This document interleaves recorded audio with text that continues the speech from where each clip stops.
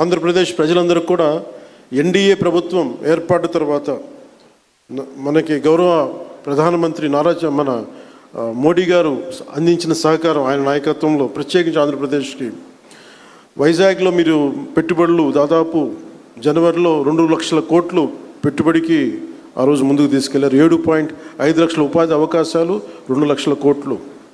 అలాగే అమరావతి పునర్నిర్మాణానికి మే నెలలో 1,07,000 కోట్లు, కొన్ని వేల మందికి ఉపాధి అవకాశాలు. Kurnool super GST super saving సభలో ఆ రోజున కొప్పర్తి అండ్ ఓర్వకల్ కారిడార్ల ద్వారా 13,429 కోట్లు ప్రాజెక్టులు.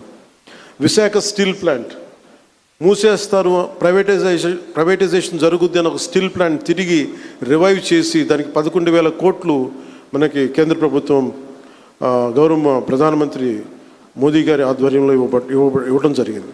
60,000 ప్రత్యక్షంగా పరోక్షంగా ఉపాధి అవకాశాలు వస్తాయి దీనివల్ల.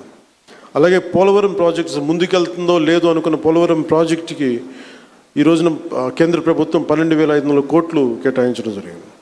అమరావతి రాజధాని నిర్మాణానికి 15,000 కోట్ల రూపాయలు ఇచ్చినందుకు మనస్ఫూర్తిగా ఇలాంటి, అంటే ఇది ఒకసారి కేంద్ర ప్రభుత్వం ఎంత చేస్తుంది, మనకి రాష్ట్ర ప్రభుత్వానికి ఎంత అండగా నిలబడుతుందని చెప్పడానికి ఇవి బలమైన తార్కాణాలు, బలమైన నిదర్శనం.